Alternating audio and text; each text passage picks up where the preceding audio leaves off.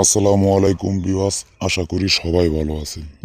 হিন্দু দাদা ভাই ও বোনদের নমস্কার, আদাব।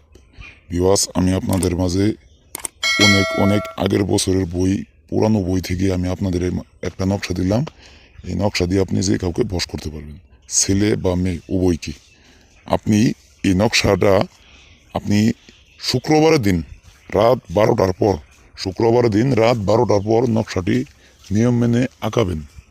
নিয়ম মেনে নকশাটি আঁকানোর পর আপনার যাকে, যে মেয়েটা বা ছেলেকে বশ করবেন, সেই মেয়ে বা ছেলের বাড়ির দিক হয়ে, বা ছেলে মেয়ে যেই দিকে চলাফেরা করে ও রাস্তায় একটা গাছে এই নকশাটি জাফরান কালি দিয়ে আঁকিয়ে ওই গাছে, ওই রাস্তার পাশে গাছে ঝুলাই রাখবেন। বাতাসে নড়াচড়া করার সাথে সাথেই আপনার যে যাকে বশ করবেন তার শরীরে একটা জ্বালা ধরে যাবো, সে আপনাকে ছাড়া কোনো কিছু বুঝবে না, আপনাকে সে পাইতে চাইব, তাকে কেউ বাইন্দেও আটকাইতে পারবো না ইনশাল্লাহ।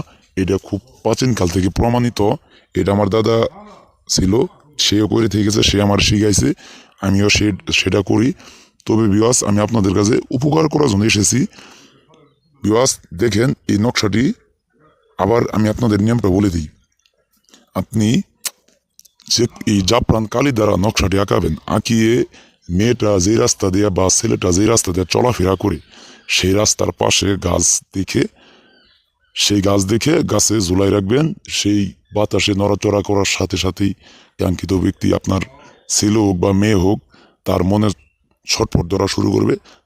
তাকে কেউ বাইন্দে আটকাইতে পারবে না, আপনার কাছে ছুটে আসতে বাধ্য হবো হবো।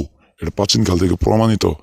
আমি চ্যালেঞ্জ, যদি কোনো তান্ত্রিকে বা কোনো লোকে যদি লেডে বলে যে হবো না, তাকে আমি চ্যালেঞ্জ দিয়ে বলতেছি।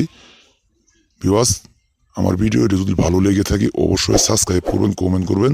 আশা করি সবাই ভালো থাকবেন। আসসালামু আলাইকুম।